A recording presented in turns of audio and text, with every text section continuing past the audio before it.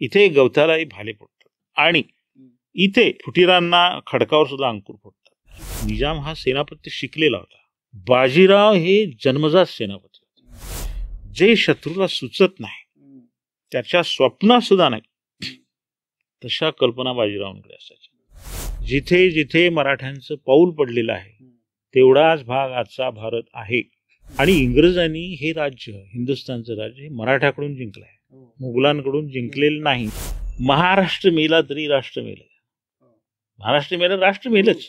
महाराष्ट्र मेला तरी राष्ट्र मेले. मराठ्याविना राष्ट्रगाडा न चाले. या देशावर ज्यावेळी कधी परचक्र येईल त्यावेळी या देशातला कुठलाही नागरिक त्याचा सामना करण्यासाठी मागे राहणार नाही. पण मराठा त्या सगळ्यांच्या पुढे असेल, एवढं मी निश्चितपणे तुम्हाला सांगतो.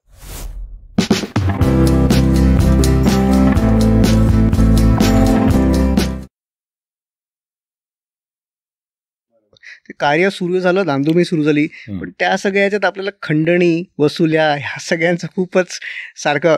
आणि अजूनही बरेचसे लोक आपल्या मराठ्यांना लुटारू किंवा अशा प्रकारची उपमा देतात. तर हे नेमकं काय सर होतं की ह्या सगळ्या वसुली लावणं किंवा हे का गरजेचं पडलं मराठ्यांना? लूट आणि खंडणी यात फरक आहे. लूट म्हणजे काय की आक्रमण करणं आणि जे दिसेल ते लुटणं, त्याला लूट म्हणतात.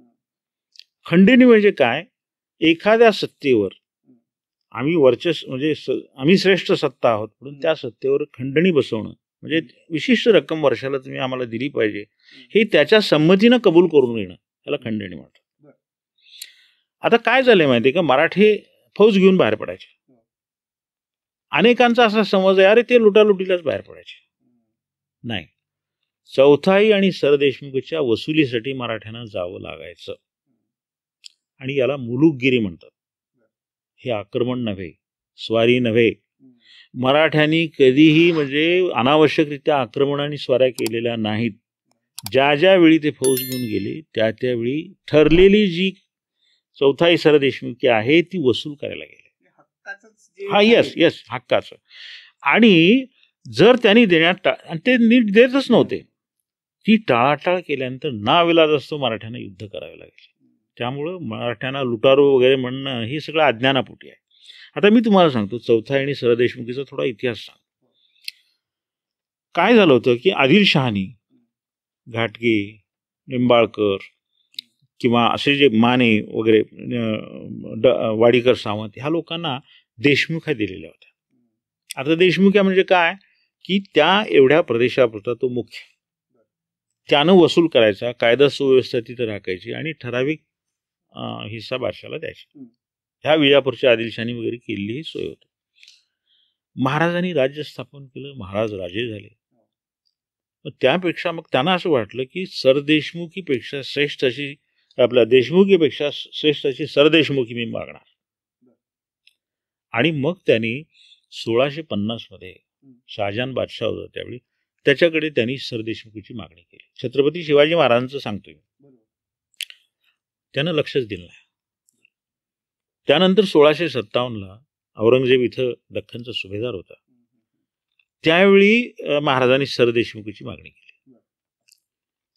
तर त्यानं काय केलं, कोकण जिंकायची जबाबदारी त्यांच्यावर होती. तुम्ही कोकण जिंकून दाखवा आणि सरदेशमुखीसाठी तुमचा वकील इकडे दिल्लीला पाठवा, म्हणजे त्याला द्यायची नव्हती.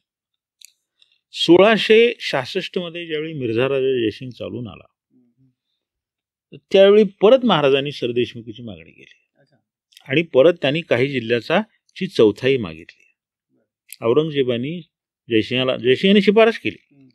मिर्झा राजा जयसिंगाला त्यानं सांगितलं की त्यांना इकडे पाठवा, त्यांनी जी पेशकश आहे किंवा नजराणा आहे तो पेश केल्यानंतर आम्ही त्याचा विचार करू. त्याला थोडक्यात ती द्यायची नव्हती. मग बळानी महाराजांनी ही चौथाई सरदेशमुखी सुरू केली.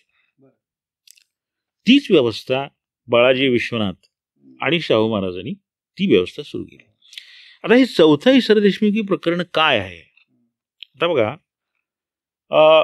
चौथाई म्हणजे त्या एखाद्या विशिष्ट प्रदेशाचं संरक्षण करण्यासाठी. कोणापासून? आमच्यापासून. आम्ही हल्ला करू शकतो, आमच्यापासून संरक्षण पाहिजे ना तुला, त्याचप्रमाणे तुझ्या त्या प्रदेशावर बाहेरून जर आक्रमण झालं तर तुझं संरक्षण आम्ही करू. अशा पद्धतीनं जो प्रदेश ज्या सत्तेच्या अंमलाखाली आहे त्या सत्तेशी करार करून 25% रक्कम ठरवणं. आणि ही रक्कम का ठरवणं?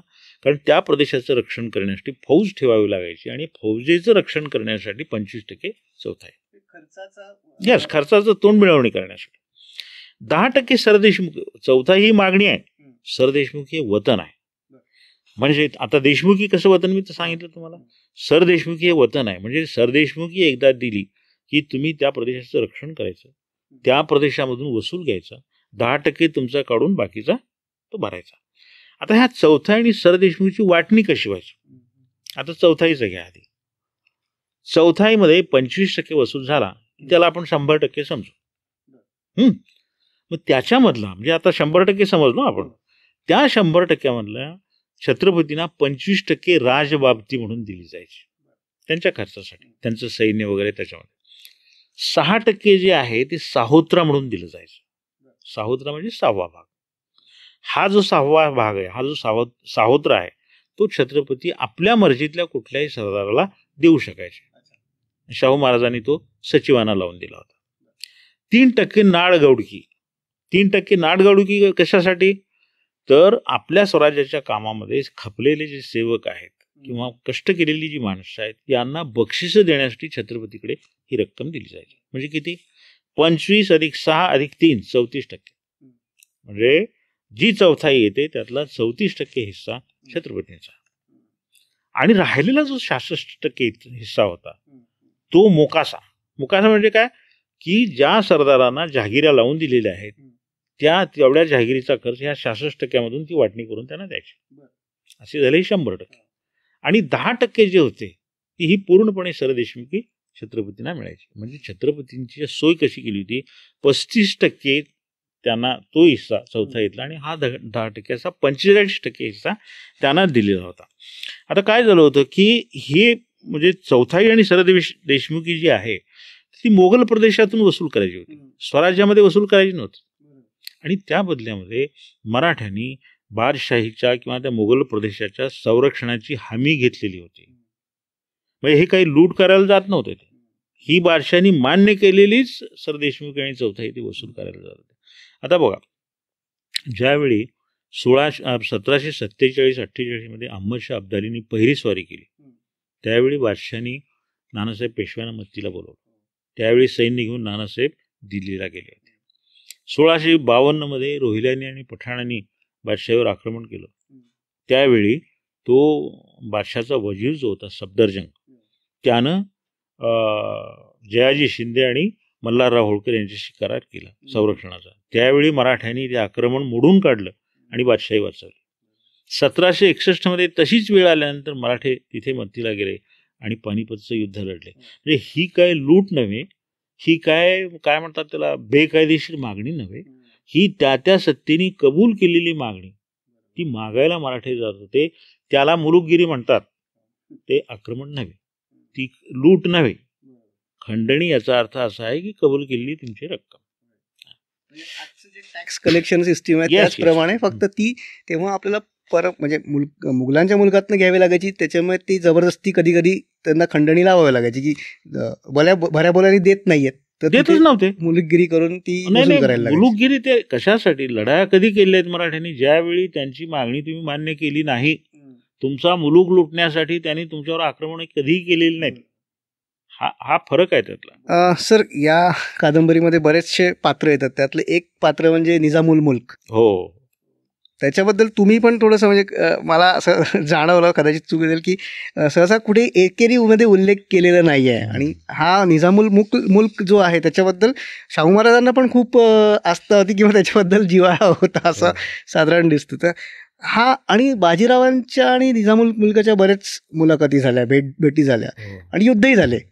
तर हा आणि म्हणजे आता सध्या भारताचा जो शेजारी आहे तो सारखा खुरापात्या करत असतो, तसंच तेव्हाही मराठ्यांचा शेजारी असाच होता असं साधारण जाणवतं. तर काय सांगाल या निजामुलबद्दल? निजामाची व्यक्तिरेखा आहे हा एक समजून घेण्याचा भाग आहे. म्हणजे निजामाचा जो जन्म आहे तो 11 ऑगस्ट 1671 आहे. तो तुर्क वंशाचा. हे तुर्क जे आहेत हे समरकंदचे, म्हणजे जिथले मोगल तिथलेच हा, म्हणजे मोगलांच्या जातीचा तो. आता याचे जे वडील होते त्या वडिलांचं नाव होतं गाझीउद्दीन फिरोज जंग. म्हणजे त्यांचं मूळ नाव जे होतं मीर शहाबुद्दीन नाव होतं वडिलाचं. आणि म्हणजे निजामाचा आजा जो होता शेख अबीद, तो एकदा तुर्कस्तानातून मक्केला जाण्यासाठी हिंदुस्थानात आला. त्यावेळी मक्केला हिंदुस्थानातून जहाज जात होते आणि तो तिथे आला. आणि तो हज करून आल्यानंतर औरंगजेबाने त्याला आपल्या नोकरीत घेतला. आणि आदिलशाह बरोबर 1686 मध्ये जी लढाई झाली त्यावेळी हा शेख अबीद गोळी लागून मारला गेला. त्याला 3 मुलं होती. त्यातला जो धाकटा होता तो मीर शहाबुद्दीन. औरंगजेबाने त्याला आपल्या सेवेत घेतला. त्यानं आपल्या कर्तबगारीनं पराक्रमाने म्हणजे औरंगजेबाला प्रसन्न केलं. त्यामुळे त्याला गाझीउद्दीन फिरोज जंग अशी पदवी दिली. हा गाझीउद्दीन आणि शहाजहानचा वजीर जो होता सादुल्ला खान, त्याची मुलगी त्याला दिलेली होती. या दोघांच्या पोटी मी तुम्हाला सांगितलं तसं 11 ऑगस्ट 1671 रोजी हा निजामाचा जन्म झाला. आणि त्या शाही वातावरणात तो वाढला. आणि गाझीउद्दीन जो आहे हा औरंगजेबाचा जवळच असल्यामुळं औरंगजेबाला जवळून पाहण्याची संधी निजामाला मिळाली. हा अतिशय औरंगजेबाचा निकटवर्ती होता. औरंगजेबाचं चालणं, औरंगजेबाचं बोलणं, त्याचा पोशाख, त्याची दरबारातली शिस्त, तो करडेपणा किंवा त्याची ती ऐट किंवा राज्यकारभार करण्याची पद्धत, हे सगळं त्यानं जवळून बघितलं. आणि हा औरंगजेबाचा भक्तच झाला. तसाच तो वागायचा, तसंच पांढरा पोशाख, तसंच गंभीर बोलणं, तसंच करारी मुद्रा. पण जात्यास तो बुद्धिमान होता, तीक्ष्ण बुद्धीचा होता. पराक्रम तर तो होताच, साहसी तर तो होताच. वयाच्या 14व्या वर्षी औरंगजेबाने याला सरदारी दिली आणि त्याला पदवी दिली. त्याचं मूळ नाव जन्मनाव मीर कमरुद्दीन. त्याला पदवी दिली. काय पदवी दिली त्याला? चिन नाही निजाम नाही, ते पुढची गोष्ट. चिन किलिच खान. याचा अर्थ काय होतो? चिन म्हणजे लहान, किलिच म्हणजे तलवार, म्हणजे तलवार धारण करणारा लहान छोटा खान, अशी पदवी दिली. आणि मग औरंगजेबाबरोबर वेगवेगळ्या मोहिमा करीत 21 वर्ष हा माणूस महाराष्ट्रामध्ये फिरला. त्यानं सगळं म्हणजे काय म्हणतात त्याला, तुंगभद्रेपर्यंतचा खाली दक्षिणेतला जो प्रदेश आहे तो सगळा, तापीपासून तुंगभद्रेपर्यंतचा प्रदेश सगळा पाहिला. म्हणजे त्याला भूगोल पाठ झाला. मराठ्यांचा शेजार, मराठी कसे आहे, त्यांचा स्वभाव काय, त्यांची अस्मिता काय, त्यांची लढण्याची पद्धत काय, कोणती त्यांची बलस्थानं आहेत, कोणते त्यांचे दोष आहेत, हे सगळं त्यानं अभ्यासलं. आणि औरंगजेब नेहमी एक वाक्य दख्खनाच्या बाबतीत म्हणायचा. तो काय म्हणायचा? इथे गवतालाही भाले फुटतात. म्हणजे मराठ्यांच्या शौर्याविषयी त्याचे हे उद्गार आहेत. इथे गवतालाही भाले फुटतात. आणि त्याच पुढे त्यानं काय जोडलं? मराठ्यांचा फुटीरपणा. आणि इथे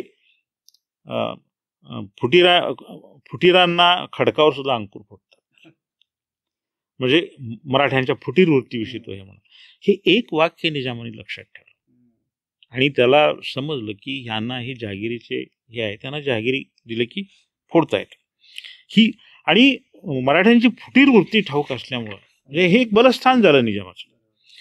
आता मराठ्यांशी वागताना त्यानं तंत्र काय वापरलं? फोडा आणि झोडा. जे ब्रिटिशांनी नंतर वापरलं ते निजामाने आधीच वापरलं. संभाजीराजांना त्यानं आपलंच केलं. काय म्हणाला तो? ह्या राज्यावर खरा अधिकार तुमचा आहे. शाहू महाराजांना विरोध करायचा होता, कोणीतरी पाहिजे ना त्याच्या वंशातला, हा अधिकार तुमचा आहे. ते लागले निजामाच्या. नेमाजी शिंदेला मोठी मनसब दिली, शाहू महाराजांकडून फोडलं. रंबाजी निंबाळकर मोठा सरदार होता, त्याला आपल्याकडे आणलं, मोठी मनसब दिली, त्याला राव रंभा किताब दिला. हे घाटगे जे होते कागलचे ते सुद्धा शाहू महाराजाकडे होते. त्यानं काय केलं? निजामाने संभाजी राजांना सांगून त्यांना कागलची जहागीर द्यावी, ते फुटले. त्याच्यानंतर त्यांनी चंद्रसेन जाधव सेनापती शाहू महाराजांचे, त्याला फोडलं त्यांनी. आणि त्याला तिकडे त्या भालकी बहमानावर इथं त्याला जहागीर दिली. आता ही 1713 ते 1715 मध्ये हा निजाम दख्खनीचा सुभेदार होता. त्यावेळी फर्रुखशेर बादशाह होता. दे माय धरणी ठाय करून टाकलं.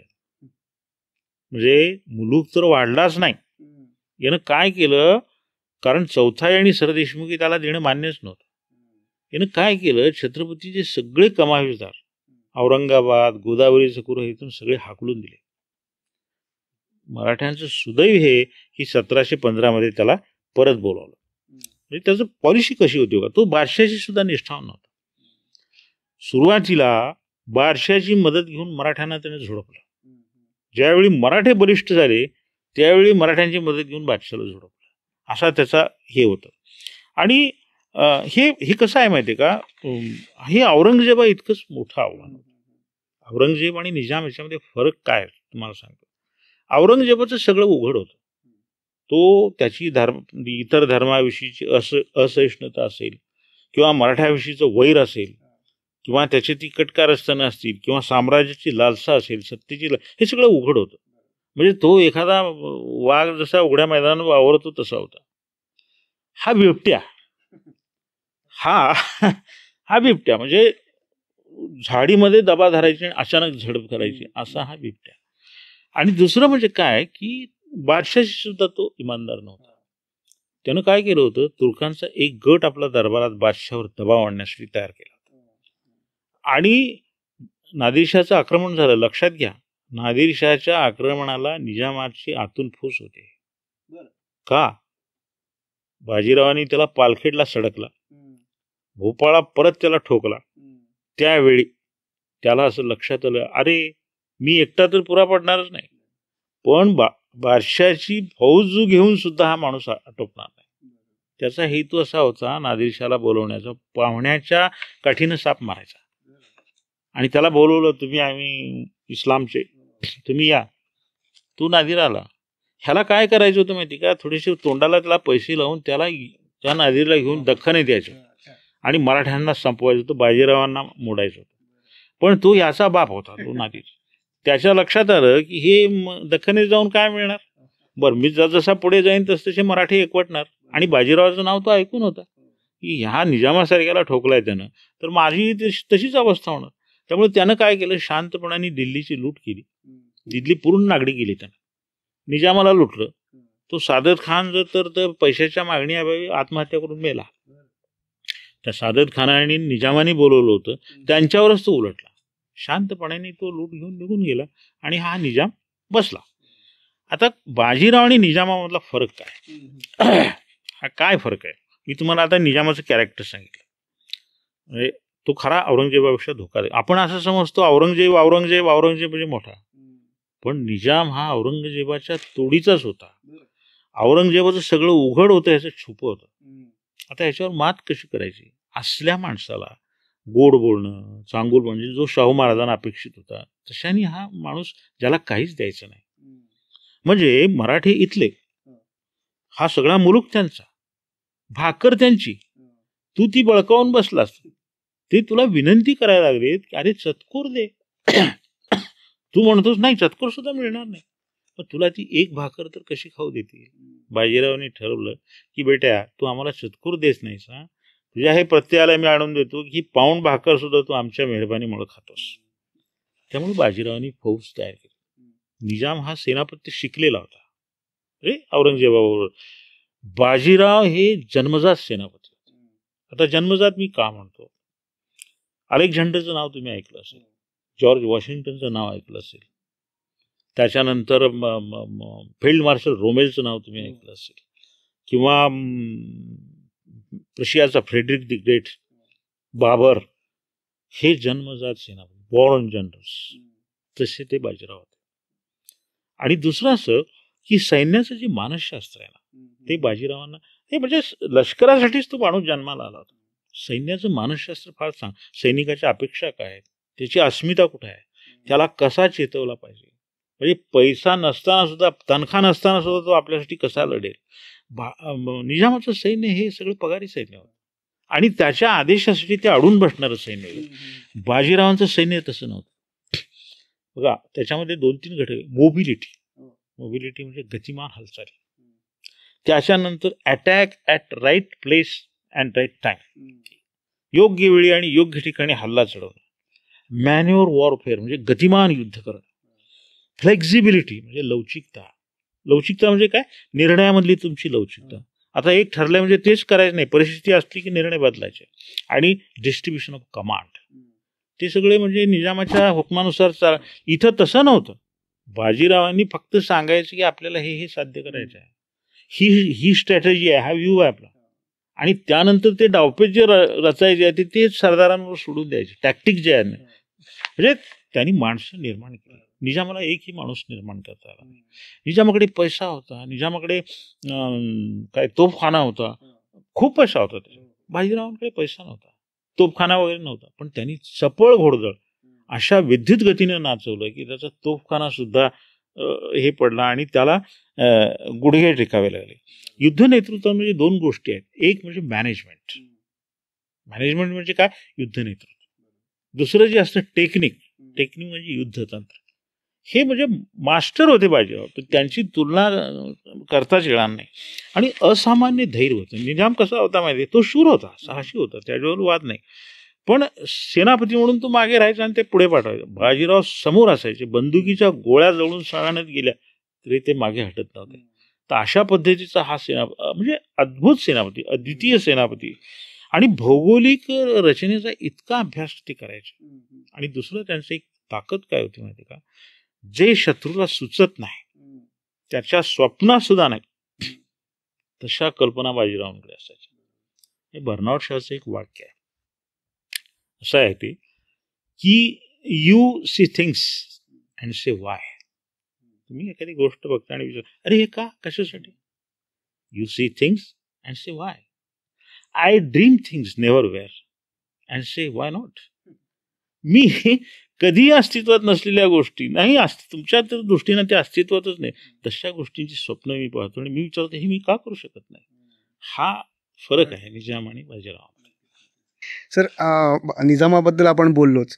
बाजीरावांनी तुंगभद्रा ते यमुना असं सगळा प्रदेश स्वराज्याचं साम्राज्य केलं.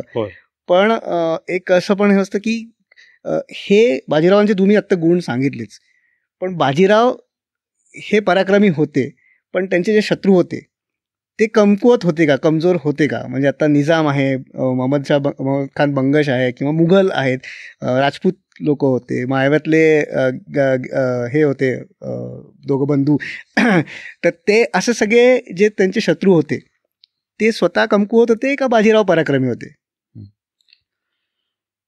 काही इतिहासकारांनी, म्हणजे त्यांचा काय विचार असेल किंवा त्यांच्या मनात काय असेल मला माहित नाही, पण त्यांनी तुलना केली आहे.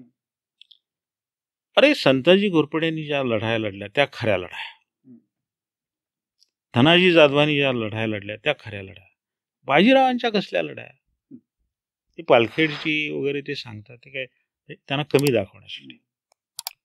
पालखेडची लढाई हा म्हणजे एक तो समजून घेण्याचा प्रकार, म्हणजे जगामधल्या ज्या प्रसिद्ध लढाया आहेत आणि ज्याचं कौतुक केलं जातं अशा लढायामध्ये ती एक लढाई आहे.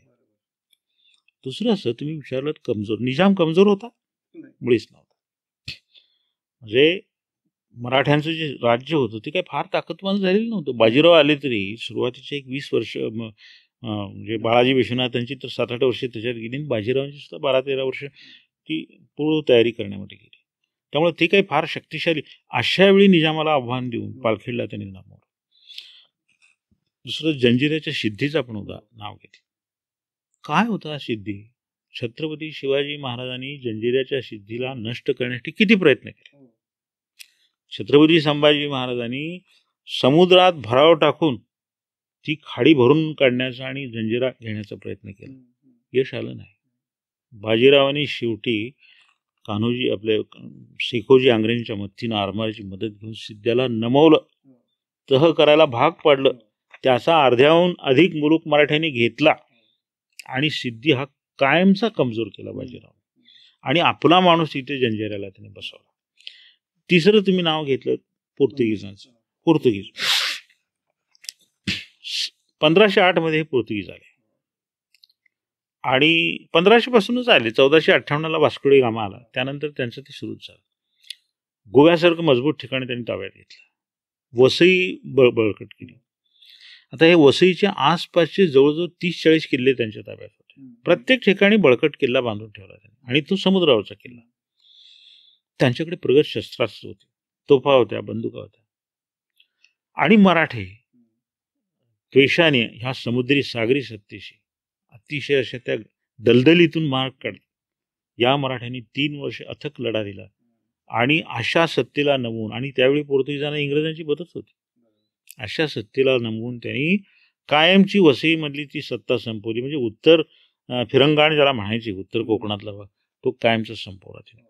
त्यानंतर आपण बंगश नाव घेतलं. मोहम्मद खान बंगश हा अफगाणिस्तानमधला अफगाण पठाण होता. तो जातिवंत शिपाई होता, अत्यंत शूर होता. मी असं म्हणेन तुम्हाला की बादशाहच्या पदरी, मोहम्मदशाह बादशाहच्या पदरी जे सरदार होते त्या सगळ्यांमध्ये धैर्य आणि शौर्य, म्हणजे निजामासकट सांगतो मी, धैर्य आणि शौर्य या बाबतीत बंगशची बरोबरी करणारा कोणीही नव्हता. त्याचं एक होतं, तो विलासी होता, अनेक स्त्रिया वगैरे त्याच्या, तो भाग वेगळा, पण सेनापती म्हणून किंवा सैनिक म्हणून तो अतिशय झुंजार होता. त्याच्या दरबारामध्ये गाद्यागिर्दी अशा नसायच्या, साध्या चटया टाकलेल्या असायच्या आणि त्या चटयावर तो बसून कारभार. असा हा शत्रू ज्यानं छत्रसालाचं सगळं राज्य संपवलं. ज्या छत्रसालांनी औरंगजेबाविरुद्ध लढून, असल्या बादशाहाविरुद्ध लढून सगळे त्याचे सरदार पराभूत केले, त्याला बंगशनी पराभूत केलं. आणि ऐनवेळी बाजीराव मत्तीला गेले म्हणून तो बुंदेलखंड वाचला, नाही तर त्याचा रोहिलखंड झाला असता. असा हा बंगश. कोणीही कमजोर नव्हतं, पण आपल्याला काय आहे, कोणाला तरी कमी दाखवायचं, कोणाला तरी ही करायचं, अशा पद्धतीने ही टीका केली जाते. तर हा सर चित्पावन ब्राह्मण बाजीराव गोरा घारा, त्याला दिल्लीचा बादशाह त्याचं चित्र बघून म्हणतो, अरे ये तो शैतान है. येस. अशा व्यक्तीला शैतान म्हणण्याचं काय कारण होतं? बाजीराव सुरतपाक होते, त्यांच्या बाबतीत उल्लेख आहे सुरतपाक. सुरतपाक याचा अर्थ काय? अत्यंत सुंदर, अत्यंत देखणा पुरुष. पेशवाईमध्ये सगळेच पुरुष देखणे होते, पण त्यात सगळ्यात सुंदर विश्वासराव आणि त्या खालोखाल बाजीराव. बाजीराव ज्यावेळी स्वारीवर जायचे त्यावेळी त्यांना खिडकीच्या गवाक्षातून बघण्यासाठी बायका डोकवायच्या. त्यात वासना नव्हती, पण एक कुतूहल होतं. मर्दानी सौंदर्य काय असतं?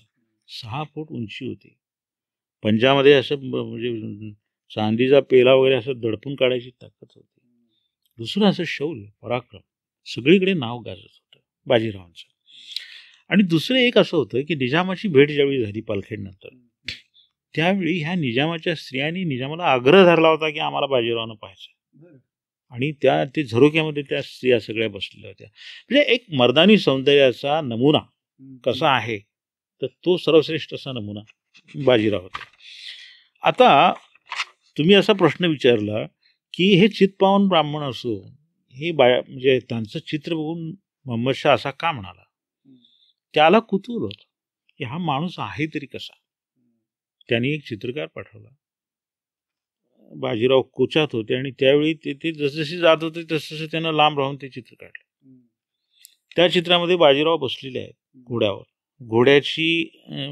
घोड्याचा लगाम त्याच्या मानेवर टाकलेला आहे, असा खांद्यावर भाला धरलेला आहे, आणि बाजीराव जाताना कच्ची कणसं मळतायत, खातायत आणि हिरवी मिरची तोंडी लावतायत. हे बघितल्यानंतर बादशाहानी त्यानं जे उद्गार काढले त्याचं इंग्रजीमध्ये असा अन्वय, why the man is fine. Fine म्हणजे सैतान. तर म्हणाला, ए सुरतपाक जवान, तू सैतान आहे. का सैतान म्हटला? आता तुम्हाला सांगतो. हा निजाम, त्यानंतर खान दौरान, त्यानंतर सवाई जयसिंग, वजीर मीर कमरुद्दीन खान, सादत खान, त्याच्यानंतर गिरीधर बहादर, दया बहादर, हे सगळे नाणावलेले सेनापती, सगळे चित केले बाजीराव. आणि एकही माणूस, एकही सेनापती चाले ना. आणि बाजीरावांच्या शमशेरी, या मराठ्यांच्या शमशेरी आग्र्यापर्यंत भिडल्या. बाजीरावांच्या काळामध्ये अजमेरपर्यंत चौथा हिस्सा वसूल करत होते मराठी. असा माणूस, त्याला सैतान नाही वाटला तर काय? नक्कीच नक्कीच सर. पण हा म्हणजे एवढा शमशेर बहादर, ज्याला इव्हन शाहू महाराजांनी पण म्हटलं, पण पैशाच्या बाबतीत किंवा स्वतःच्या पैशाच्या बाबतीत हा फारच, म्हणजे त्याला सगळीकडनं कर्ज काढून, त्यांनी पण स्वतः कर्ज काढून सैन्य निर्माण केलं. पण सैन्यच निर्माण नाही केलं. हा माणूस पैसे कर्ज काढून शेतकऱ्यांना पण वाटत होता दुष्काळाच्या वेळेस. त्याचं दातृत्व पण खूप मोठं होतं. एक असं आहे, बाजीराव कर्जबाजारी का होते, किंवा त्यानंतर नानासाहेब सुद्धा कर्जबाजारी होते, माधवराव सुद्धा कर्जबाजारी होते. कर्जाची चिंता मरेपर्यंत त्यांना होती. का अशी स्थिती निर्माण झाली होती? बाजीरावांना, म्हणजे बाजीराव वारले त्यावेळी 14,42,000 रुपये 14,42,082 रुपयाचं कर्ज त्यांच्या शिरावर होतं. त्यावेळेची 14 लाख रक्कम मोठी, आणि हे 30 सावकार होते.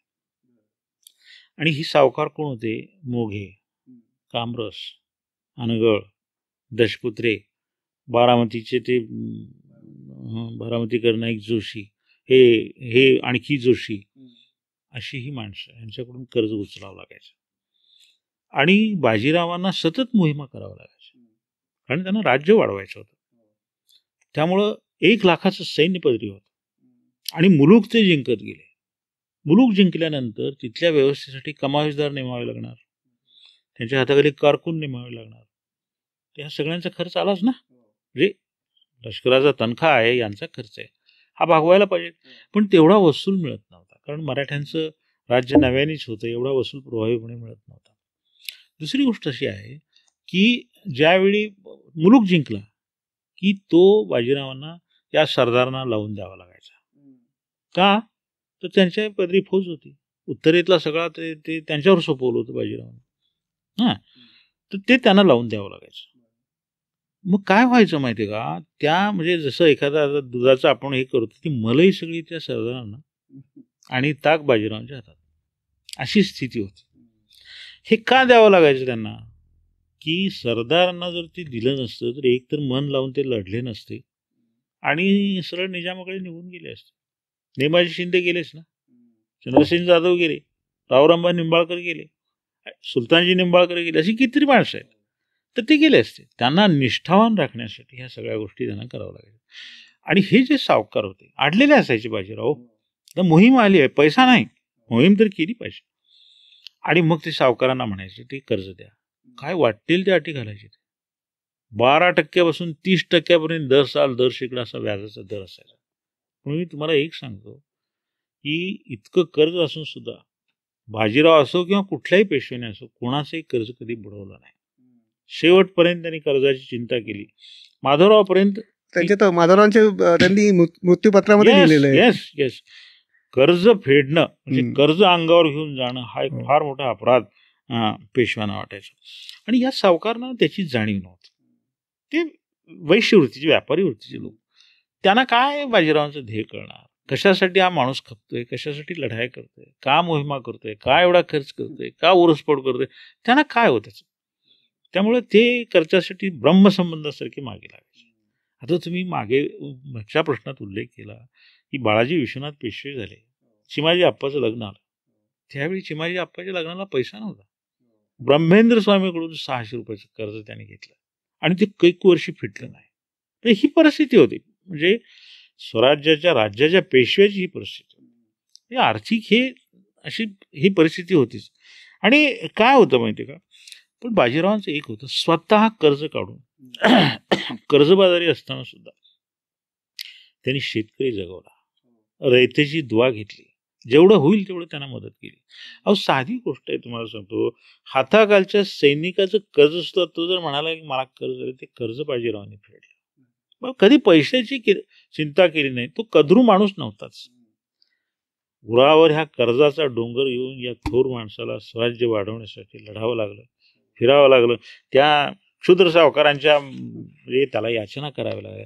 ह्या दैव दुर्मिळ असं. आणि प्रत्येक ठिकाणी हे म्हणजे प्रत्येक विषयाच्या बाबतीत हे झालेलं आहे. आता काय की काय बाजीरावांना अशक्य होतं? सगळेच धनी ते होते, त्यांचेच सरदार. सरदारांना जागीरांना देता सगळ्या जर स्वतः बळकावले असते, सरदार राहिले असते का? ते निघून गेले असते. दुसरं, प्रजेला लुटून पैसा घेतला असता, प्रजा राहिली असती का? किंवा माळव्यासारख्या प्रदेशात प्रजेने त्यांचं स्वागत केलं असतं का? नाही केलं असतं. किंवा मग असं केलं असतं, सगळ्यात जागिरी आपण घ्यायच्या, सरदारांना द्यायच्या नाही, गबर व्हायचं आपण. तसं झालं असतं तर स्वराज्य निर्माण झालं नसतं. साम्राज्य ही तर स्वप्नांच्या कल्पनेतली गोष्ट आहे आणि बाजीरावांचे कोण गोडवे गायला असतं. आज सगळ्यात भारतभर त्यांचं जे नाव गाजते ते गाजलं नसतं.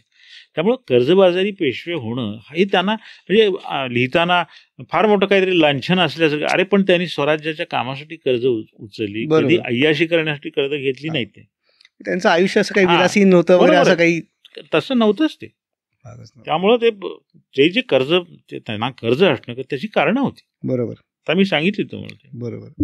सर, तुम्ही आपल्या मागच्या एपिसोडमध्ये संताजी घोरपड्यांच्या एक गोष्ट सांगितली होती, हो. सुरेश्वर देसाईंची. हो. ती या पुस्तकात वाचण्यात आली. म्हणजे बरोबर. ते सुरेश्वर देसाई ते लाडबीबीकडे दिवाण होते हो. आणि लाडबीबी आपल्या याराबरोबर अनेक हिंदू स्त्रियांचा अत्याचार त्यांच्यावर करायची हो. आणि हे तोपर्यंत शांत होते.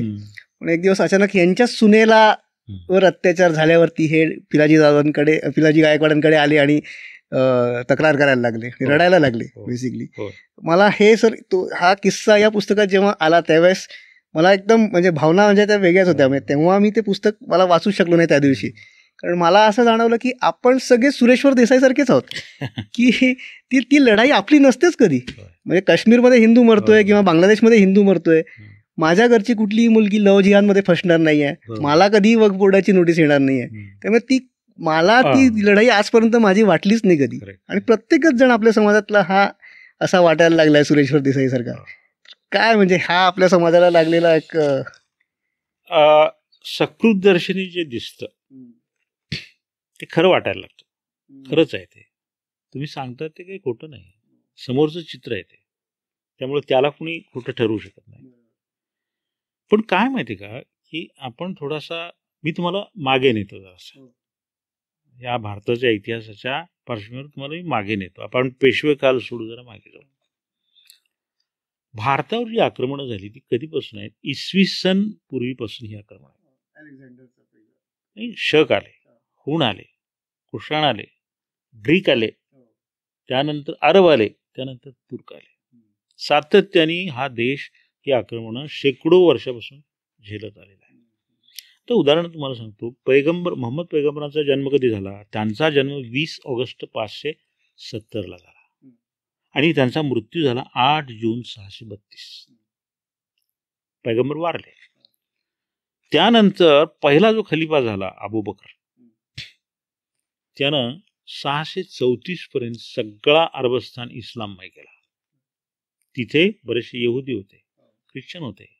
एकतर त्यांनी इस्लाम स्वीकारला, नाहीतर देश सोडून गेले, किंवा मग त्यांना जिजिया कर लागू केला. 634 ते 679 एवढा काळ, 45 वर्षाचा काळ मी तुम्हाला सांगतो. या 45 वर्षाच्या काळामध्ये अरबांनी इजिप्त जिंकला, इराण जिंकलं, देश सांगतोय मी, इराण जिंकला, सिरिया जिंकला, त्याच्यानंतर मंगोलिया जिंकला, तुर्कस्तान जिंकला, ताश्कंद, बुखारा, त्यानंतर उत्तर आफ्रिका सगळा, दक्षिण आफ्रिका, म्हणजे जवळजवळ आशिया खंडाचा 1/3 भाग आणि आफ्रिका खंडाचा 1/3 भाग, म्हणजे भारतापेक्षा मोठा भाग 45 वर्षामध्ये त्यांनी इस्लाममय केला. आता अशा अरबाकडनं म्हणजे भारताकडे नजर वळणारच ना. त्यांनी पहिल्यांदा सिंधवर आक्रमण सुरू केली आणि ही आक्रमणं सिंधवरची 637 पासून सुरू झाली. 637 ते 712 अशी 15 आक्रमणं झाली. 14 आक्रमणं सिंधच्या वीरांनी परतवून लावली. 15व्या आक्रमणाचा सेनापती मोहम्मद बिन कासिम होता आणि सिंधचा राजा अत्यंत शौर्याने त्याच्याशी लढला. केवळ देशामधल्या फितुरीमुळे तो पराभूत झाला. किती वर्ष सिंध लढला? 75 वर्ष. मी सांगतोय तुम्हाला, 45 वर्षामध्ये एवढे देश धडाधड पत्त्याच्या बांगल्यासारखे कोसळले असताना एकटा सिंध या अरबांना 75 वर्ष तोंड देतो. दुसरं उदाहरण आहे काबूल आणि झाबूलचं. आज एक काबूल अफगाणिस्तानात आहे. तिथं हिंदुशाही राजांचे राजवट होते, सगळे हिंदू होते. ते अरबांची आक्रमण 650 पासून त्यांच्यावर सुरू झाली. अरब मागे हटले, नंतर तुर्क पुढे आले. अलब्तगीन, सबक्तगीन, हा गजनीचा मोहम्मद, हे सगळे तुर्क यांची आक्रमणं सुरू झाली. तुटले, फाटले, मेले ते, पण 1026 पर्यंत तुर्कांना त्यांनी पुढे सरकू दिलं नाही. 400 वर्ष. ठीक आहे. 389 वर्ष हा लढा चालला. ती तुर्क पुढे सरकल्यानंतर पृथ्वीराज चव्हाण उभे राहिले. 1191 मध्ये त्यांनी शहाबुद्दीन गोरूला हरवलं. 1192 मध्ये दुर्दैवाने पराभव झाला. 1192 मध्ये या तुर्कांना दिल्लीचं दार दिसलं. म्हणजे तुम्ही जस्ट इमॅजिन, ज्या अरबांनी सगळा म्हणजे तो मध्य आशिया, तो आफ्रिका 45 वर्षात ताब्यात, 389 वर्ष त्यांना दिल्लीचं दार बघायला लागलं. हा साधा प्रतिकार आहे का? दुसरं, त्यानंतर पृथ्वीराज चव्हाण, महाराणा कुंभा, महाराणा संग्राम सिंग, महाराणा राजसिंग, महाराणा प्रताप, त्याच्यानंतर जाट राजे आहेत, सूरजमल वगैरे, हे राजपूत राजे, आणखी राजपूत राजे आहेत, आणि त्यानंतर मराठे, तिकडे शीख आहेत. आणि या लोकांनी त्यांचा तो प्रतिकार केला. आणि मराठ्यांनी शेवटी तुर्कांची सत्ता संपवली. शिखांनी ते अफगाण्यांना तिथून पंजाबातून हाकलून दिलं. मी तुम्हाला सांगतो, जिथे जिथे मराठ्यांचं पाऊल पडलेलं आहे तेवढाच भाग आजचा भारत आहे. शिखांनी अफगाणांना हाकललं म्हणून अर्धा पंजाब तो राहिला. चितगाव आणि ढाक्याला मराठे गेले नाहीत म्हणून त्याचा बांगलादेश झालेला आपल्याला दिसतो. बाकीचा सगळा भाग हा म्हणजे मराठ्यांच्याच ताब्यात होता. आणि इंग्रजांनी हे राज्य, हिंदुस्थानचं राज्य, हे मराठ्याकडून जिंकलं आहे, मुघलांकडून जिंकलेलं नाही, हे आपण लक्षात ठेवलं पाहिजे. आता हा भारत इतकी वर्ष का टिकला हो? जिथे हे देश धडाधड कोसळले तिथे का टिकला? ह्याचं कारण ह्या देशातल्या राजांची, प्रजेची जिद्द, धर्मावरची, देशावरची निष्ठा, इथली संस्कृती, इथलं तत्वज्ञान. इस्लामच्या तत्वज्ञानाला, इथल्या तत्वज्ञानाला पराभूत करता आलं नाही म्हणून त्यांनी सुफी हे मवाळ रूप धारण केलं. ते इस्लामचेच, पण सुफी हे मवाळ रूप तरी भारत बदला नाही. म्हणजे मी तुम्हाला सांगतो की एवढा प्रतिकार, इतका तीव्र प्रतिकार कोणत्या देशाने केलेला आहे? आपण काय करतो माहिती का, आपल्याला ते लक्षात येत नाही. मी तुम्हाला सांगतो आणखी, आता कर्नल विल्किन्सन नावाच्या एका इंग्रज विद्वानाने एक उल्लेख केलेला आहे. 1646 मध्ये, म्हणजे मॅकेन्झी कलेक्शन जे आहे लंडनमधलं, त्याच्यामध्ये एक चोपडं त्याला मिळालं. हा मॅकेन्झी जो होता, भारतामधले सगळे दुर्मिळ ग्रंथ, चोपडे हे सगळे संग्रहित करायचं त्याचं हे होतं. ते चोपडं त्याला मिळालं. 1646 मध्ये एका भारतीय भविष्यवेत्त्याने भविष्यवाणी केली आणि ती त्या चोपड्यात लिहिलेली होती. त्यावेळी 1646 मध्ये शहाजहानची सत्ता होती. शहाजहान हा कमी कट्टर नव्हता, ती औरंगजेबाची मिनी आवृत्ती म्हणा. कारण राज्यावर आल्यानंतर 78 देवळं त्यानं वाराणसी इलाक्यामध्ये पाडलेली होती. त्याच्यामध्ये एक उल्लेख आहे, मी तुम्हाला सांगतो मुद्दाम. सर्व गुण, चांगुलपणा आणि धर्माला अवनती आली असती आणि या सन्माननीय भूमीतल्या तत्वांची मानहानी होत असती तरी येणाऱ्या काळात याच भूमीत आनंदाची गाणी गायली जातील व आकाशातून देव पुष्पवृष्टी करतील. मुघलांची सत्ता ऐन भरात असताना एक भविष्यवेत्ता हा आशावाद ठेवतो, आपल्या पूर्वजांचा इतका गौरवमयी इतिहास आहे, आपण भय का बाळगायचं?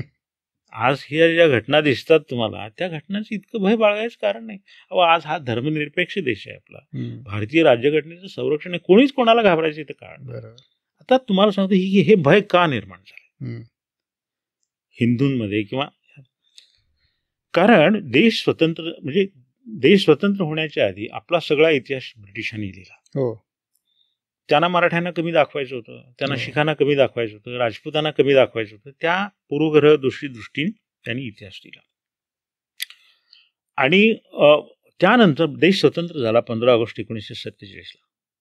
त्यानंतर शिक्षण खातं जे आहे, ते शिक्षण खातं ज्या लोकांच्या हाती जायला नको त्या लोकांच्या हाती गेलं. हा नाही, मी ते नाव घेत नाही, कोणतीही विचारसरणी असेल, पण त्यांचा एक विशिष्ट अजेंडा होता. आणि त्या अजेंड्यानुसार त्यांना काय करायचं होतं, बहुसंख्याकांचा इतिहास दडपायचा होता त्यांना, आणि अल्पसंख्याकांना पुढे आणायचं होतं. म्हणजे जे आक्रमक आहेत त्यांचं तुम्ही महिमामंडन करायचं, आणि जे ह्या देशाचे म्हणजे काय म्हणतात भूमिपुत्र आहेत, त्या मराठ्यांचा इतिहास तुम्ही शिकला असेल, पाठ्यपुस्तकात वाचला असेल, किती तुम्हाला वाचायला मिळालं. छत्रपती शिवाजी महाराजांना एका पानात हे गुंडाळतात, ह्यांनी गुंडाळलंय. मराठ्यांचा पुढचा 182 वर्षाचा इतिहास याने 172 वर्षाचा इतिहास असाच गुंडाळून टाकला. शीख कुठे आहेत, राजपूत कुठे आहेत, जाटांचा इतिहास नाही का, काहीच नाही. आणि हा इतिहास आपण पूर्वग्रह दूषित मोगल हे आक्रमक मोगल त्यांनी 3 भाग पाडले. एक एन्शियंट इंडिया, सम्राट हर्षवर्धनापर्यंतचा काळ. दुसरा मिडिवल इंडिया. मिडिवल इंडिया म्हणजे झालं ते सल्तनत पिरियड, ती उरावर बसलेले सगळे सुलतान आणि मोगल पिरियड. मग त्यावेळी हे मराठी काय करत होते, हे जाट काय करत होते, राजपूत काय करत होते, हे काय माशा मारत बसलेले होते. एवढा मोठा इतिहास. मी तुम्हाला सांगतो की देवयुद्ध मी लिहिली 3 खंडामध्ये आहे ती. 3250 पानं आहेत त्याची. आणि विशेष म्हणजे कुठेही कल्पनेचे किल्ले न लढवता मी फक्त ऐतिहासिक घटनांचा आधार घेऊन ती कादंबरी लिहिलेली आहे. आणि 20 वर्षाचा कालखंड त्या योद्ध्याचा हे करण्यासाठी मला 3 खंड लिहावे लागले. आणि तुम्ही 2-3 पानामध्ये 172 वर्षाचा मराठ्यांचा इतिहास दडपता, हे काय न्याय आहे? पण असं झालंय, हे सत्य आहे. त्यामुळं बहुजन समाजाचा इतिहास दडपला गेला. हिंदूंचे पराक्रम, हिंदूंचं कार्य किंवा शिखांचं कार्य, राजपूतांचं कार्य हे सांगितलंच गेलं नाही तुम्हाला. त्यामुळे आज असा प्रश्न आपल्याला पडतो, अरे अरे अरे हिंदू असेच आहे सगळे, हे या पद्धतीने हे असेच वागत आलेले आहेत, यांचे हे फुटीर आहेत वगैरे. फुटीर असते आहे, फुटीर पळण्याची उदाहरणं मी नाही म्हणत नाही, फुटीर असते तर ते अशा पद्धतीनं त्यांनी इतका लढा दिला नसता. आता मी तुम्हाला एक हे सांग, अल्लामा मोहम्मद इक्बालांचं नाव आपण ऐकलं असेल, सारे जहां से अच्छा हिंदुस्तान हमारा. ते भारतामध्ये होते त्यावेळी, कारण एकत्रित भारत होता. त्या कवितेमधली 2 वाक्य मी तुम्हाला ऐकवतो. ते म्हणतात की मजहब नहीं सिखाता आपस में बैर करना, आपस में बैर रखना, मजहब नहीं सिखाता आपस में बैर रखना, हिंदी है हम वतन है हिंदुस्तान हमारा. पुढचं वाक्य फार महत्वाचं आहे. ते म्हणतात कुछ बात है की हस्ती मिटती नहीं हमारी. काहीतरी आमच्यात आहे, कुछ बात है की हस्ती मिटती नहीं हमारी, सदियों रहा है दुश्मन दौरे जमा हमारा. शेकडो वर्ष हा जमाना आमचा शत्रू राहिला. आणि खोटं नाही, शक होण्यापासून गिरकापासून हे शत्रू आहेत. आणि असं असताना सुद्धा हा देश टिकून राहिला, हे महत्व. हे त्या मोहम्मद इक्बालांच्या आत्म्याचे खरे हुंकार आहे. ते नंतर पाकिस्तानात गेले, पाकिस्तान सारे जहांचे अच्छा पाकिस्तान वगैरे लिहिलं, त्यानंतर चीनो अरब हमारा वगैरे लिहिलं, परंतु हा त्यांचा खरा हुंकार आहे. दुसरं मी तुम्हाला सांगतो, सेनापती बापट त्यांनी 1-2च ओळी लिहिलेल्या आहेत, फार अर्थपूर्ण ओळी आहेत त्या. तुम्हाला माहिती असेल, महाराष्ट्र मेला तरी राष्ट्र मेले, महाराष्ट्र मेला राष्ट्र मेलच, महाराष्ट्र मेला तरी राष्ट्र मेले, मराठा विना राष्ट्र गाडा न चाले. खरा वीर वैरी पराधीनतेचा, म्हणजे ही पारतंत्र्य जे आहे त्याचा खरा वैरी जर कोण असेल तर मराठा.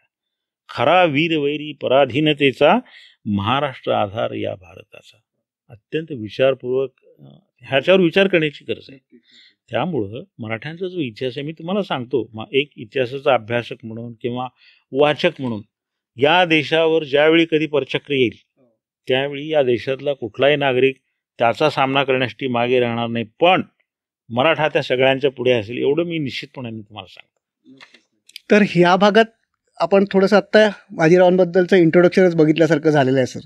बाजीरावांचे पराक्रम जे आहेत ते आपल्याला पुढच्या भागात सविस्तरच त्याच्याबद्दल बोलावं लागणार आहे.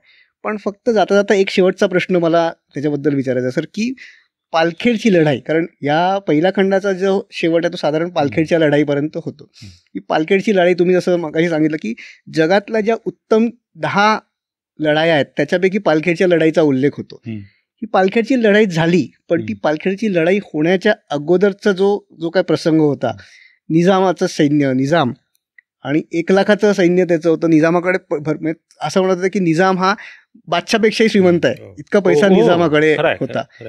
हे जे काही संकट स्वराज्यावर आलं होतं ते इतर जे स्वराज्यावर आधीचे जे संकट येऊन गेले होते, म्हणजे शाहिस्ताखानाचं असो किंवा अफजलखानाचं असो, या संकटांच्या तुलनेमध्ये हे निजामाचं आलेलं जे संकट होतं त्याची काही तुलनात्मक आपण हे सांगू शकतो का? हो, काय स्वराज्यावर आलेलं प्रत्येक संकट जे आहे ते प्राणघातकच होतं. अफजल खान ज्यावेळी चालून आला 1659 मध्ये, त्यावेळी स्वराज्य बाल्यावस्थेत होतं. महाराजांनी नुकताच त्याचा पाया घातला होता आणि मंदिराचं बांधकाम सुरू करावं तसं त्यांनी स्वराज्य बांधणी सुरू केली होती. त्याला महाराजांनी ठार मारला, त्यातून स्वराज्य वाचलं. नंतर शाहिस्तेखान चालू झाला. हा औरंगजेबाचा सेनापती होता आणि सेनापती म्हणून शाहिस्तेखान त्याची बोटं छाटली वगैरे वगैरे आपण म्हणतो, हे खरं जरी असलं तरी सेनापती म्हणून तो अत्यंत श्रेष्ठ होता. त्याला महाराजांनी मात दिली. त्यानंतर मिर्झा राजे जयसिंहाचं आक्रमण झालं 1666 मध्ये. तो तर स्वराज्य संपवायला चालला होता, पण तरी सुद्धा महाराजांनी त्याला तह वगैरे करून हे गेलं. तर छत्रपती शिवाजी महाराजांचा जो काळ आहे किंवा त्यांचं जे व्यक्तिमत्व आहे ते गोडवे गाताना आपण एक लक्षात ठेवलं पाहिजे की देव जसा हृदयामध्ये आपण धरतो तशी ती महाराजांची मूर्ती प्रतिमा प्रजेने त्यांच्या हृदयात धरलेली होती. साध्या साध्या स्त्रियांना महाराजांचा अभिमान होता. आणि एक मला ही ओवी आठवते की शिवाजीचे किल्ले किल्ले चढाया कठीण, मोल प्राणांचे देऊन करी मराठा जतन, शिवछत्रपती धन्य धन्य ग राजा, पोटच्या पुत्रापरी पाळिली त्याने प्रजा. ही लोकभावना होती. हे मोठे मोठे शत्रू महाराजांनी पराभूत केले किंवा स्वराज्याचं रक्षण केलं, हा प्रजेचा पूर्ण पाठिंबा होता. आता हे काय की औरंगजेबाचं आक्रमण हे सगळ्यात मोठं होतं. तर ते का मोठं होतं? पहिली गोष्ट म्हणजे खजिना भरपूर होता, बरोबर, सैन्य विपुल होतं. आणि त्यावेळी मराठ्यांना नेता नव्हता. राजाराम महाराज होते, परंतु तसा ते मुकाबला घेऊन सामना करू शकत नव्हते. आणि तशा शत्रूशी ताराराणी लढल्या, मराठी लढले, सरसेनापती संताजी घोरपडे, धनाजी जाधव हे लढले. आणि शेवटी 21 फेब्रुवारी 1707 रोजी औरंगजेब इथे मरण पावला. औरंगजेबाविषयी त्याचं व्यक्तिमत्वाविषयी निकोलाय मनोची हा जो इटालियन प्रवासी आहे त्यानं एक स्टोरिओ डी मोगोर नावाचं पुस्तक लिहिलं आहे, प्रवास वर्णन आहे. त्याच्यामध्ये ते एका ओळीत त्यानं सांगितलेलं आहे, he was born to trouble himself and to trouble the others. म्हणजे औरंगजेब हा स्वतःला आणि इतरांना त्रास देण्यासाठी जन्माला आला. आता शेवटची अवस्था औरंगजेबाची काय होती? भिंगारला त्याची छावणी होती. ती भिंगार एक जागा 2 एकराची जागा आहे. तिथे त्याची मशीद आहे, तिथे त्याचं तो राहण्याचं ठिकाण आहे, तिथे जो दरबार आहे. आणि त्या छावणीच्या भोवती मुघलांचं सैन्य पसरलेलं होतं. तो मृत्यूपंथाला खेळलेला होता औरंगजेब. आणि मराठ्यांचं सैन्य जे आहे हे सगळे सभोवती घिरट्या घालत होतं. तिथे रसद बिसद काही पोचू देत नव्हते. उपासमार चाललेली होती. नुसती रसद आणण्यासाठी मोठंच्या मोठं सैन्य घेऊन, मराठ्यांचे काही टोळ्या असायचे, त्यांना हाकलण्यासाठी मोठं सैन्य घेऊन यांना जावं लागायचं. त्यावेळी औरंगजेबाची अवस्था अशी झाली होती की एखादं जनावर मेलं, न्या बाहेर फेकून द्या, ते गिधाडं वगैरे खात आहेत, त्याची दुर्गंधी सुटलेली. एखादा माणूस मेला, न्या बाहेर पुरून टाका. त्या भिंगारच्या अवतीभोवती फार मोठं स्मशान तयार झालेलं होतं. प्रचंड अशी घाण तिथं माजलेली होती, वास सुटलेला होता. काही प्रवाशांनी, युरोपियन प्रवाशांनी वगैरे त्यावेळी जी छावणीला भेट दिली त्यांनी वर्णन केलं. माशा इतक्या घोंगावत होत्या त्या छावणीमध्ये की खायचा एखादा पदार्थ काढला की झडप घालून त्या माशा त्याच्यावर बसायच्या. आणि हा मृत्यूशयेवर खेळलेला. रोज अफवा उठायची, बादशाह गेला, लगेच बंडखोरी होईल, कारण हे शहाजादे वगैरे वाटच बघत होते. तर त्यामुळे ते परत आणून बादशाहला झोळीतून आणायचं आणि त्या दरबारामध्ये दाखवायचं बादशाह जिवंत आहे. ही अवस्था जे औरंगजेबाची शेवटची जी 4-5 वर्ष आहेत त्याच्याविषयी राग आहे, सगळं आहे, पण त्याची जिद्द, त्याचा कणखरपणा, त्याचा लढाऊपणा, हे सगळं म्हणजे जरी तो मराठ्यांचा वैरी असला तरी ते काबिले तारीफ आहे. पण त्याची शेवटची जी अवस्था आहे 4-5 वर्षाची, तर ती अतिशय दयनीय आणि करुण अवस्था आहे. त्याच्याविषयी सहानुभूती वाटते माणसाला. आता तो म्हणजे हे त्यालाही जाणवलं होतं की आपला नाश अटळ आहे म्हणून. तो अहकाम ए आलमगिरी नावाचा एक ग्रंथ आहे. त्या ग्रंथामध्ये तो म्हणतो, स्वतः म्हणतो, साम्राज्यात एकही असा प्रदेश राहिला नाही जिथे काफिरांनी बंड केले नसेल. त्यांना अटकाव करणं शक्य नसल्याने जिथे तिथे ते बद्धमोल झाले आहेत, ते निघत नाहीत. आता बहुतेक प्रदेश उद्ध्वस्त झाला असून जिथे शांती आहे तिथलेही शेतकरी या लुटारूंपुढे गुडघे टेकत आहेत. म्हणजे सगळीकडे मराठ्यांचं हे झालेलं. तो मृत्यूशयेवर पडला आणि शेवटी त्यानं आपल्या मुलांना पत्र लिहिली. शहाजादा आझमला लिहिलेलं त्याचं एक पत्र उपलब्ध आहे. त्याच्यामध्ये तो काय म्हणतो बघा, मी एकटा आलो आणि तिराईत म्हणून जात आहे. सत्तेत मी जो काळ घालवला तो मागे दुःख शिल्लक ठेवण्यासाठीच. मूल्यवान असं माझं आयुष्य व्यर्थ गेलं. अल्लाह माझ्या हृदयात होता पण मी त्याला पाहू शकलो नाही. आयुष्य क्षणभंगूर आहे. भूतकाळ गेला, भविष्यकाळाची आशा नाही. माझ्यासारखेच माझे सर्व सैन्य गोंधळलेले, बेचैन व अल्लाहपासून विरग झालेले आहे. ते हादरले आहे आणि पाऱ्यासारखे संतप्त आहे. माझ्या शिक्षेची मला भीती वाटते. ईश्वरी कृपेची आशा मला जरी असली तरी मी जे कर्म केलं त्याबद्दलची चिंता, काळजी मला असणारच. म्हणजे त्या कर्माचा त्याला पश्चातापही होता आणि त्याला हेही दिसत होतं की मुघल साम्राज्याचा नाश अटळ आहे, हे मराठे साम्राज्य शिल्लक ठेवणार नाहीत, हे दिसत होतं. आता पालखीची लढाई जी आहे ना, ह्या आक्रमणापेक्षा वेगळं आक्रमण आहे. तुम्हाला मी सांगितलं निजाम कसा होता. त्याचं काय होतं माहिती का, तो काव्यवाच तर होता, धूर्त होता, शूर साहसी तर तो होताच, कट कारस्थानं करण्यात फार तरबेज होता. माणसांवर अशा पद्धतीचं गारुड तो घालायचा की ती माणूस त्याच्यात नारी लागलाच पाहिजे. अहो, शाहू महाराजांचा दरबार फोडला त्यानं. शाहू महाराजांची हे मंत्री वगैरे त्याच्या कच्छेपी लागले. संभाजी राजे जे आहेत कोल्हापूरचे, त्यांना बगलत मारलं त्यानं. मराठ्यांचे सरदार फोडले, ते स्वतःकडे आणले. मराठ्यांच्या सरदारामध्ये दुफळी निर्माण केली. बाजीराव आणि श्रीनिवासराव प्रतिनिधी भांडण लावली. आणि हे सुमंत, हे नारोराम मंत्री वगैरे, तर हे त्याचे भक्त असल्यासारखे होते. ज्यावेळी पालखेडचा प्रसंग झाला, आता त्यानं काय केलं, त्यानं साखरखेडल्याच्या लढाईच्या वेळी बाजीरावानं वचन दिलेलं होतं की दक्षिणेतली जी चौथाई सरदेशमुखी या 6 सुभ्यांची वसूल करताय त्याला मी विरोध करणार नाही. मग बाजीरावाने त्याला मदत केली. आता कसं आहे माहिती का, तू आता वेळ संपली ना, उत्तीर्णाचं काय म्हणतात त्याला, की उत्तीर्णाचे परे पारे नौका आणखी प्रयोजन. म्हणजे एकदा पैल तीरावर पोहोचल्यानंतर नावेची गरज काय, फोडून टाका ना. बाजीरावांची गरज संपली ती झाला असलेली. त्यामुळं त्यानं काय केलं, ती चौथाई सरदेशी देणार नाही म्हणून जाहीर केलं.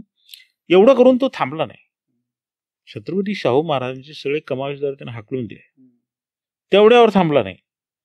संभाजी महाराजांना खोटं बोलून किंवा हे करून स्वतःच्या कच्छेपी लावलं. निजामाचं धोरण सांगायचं तर 1-2 ओळी मी तुम्हाला सांगतो.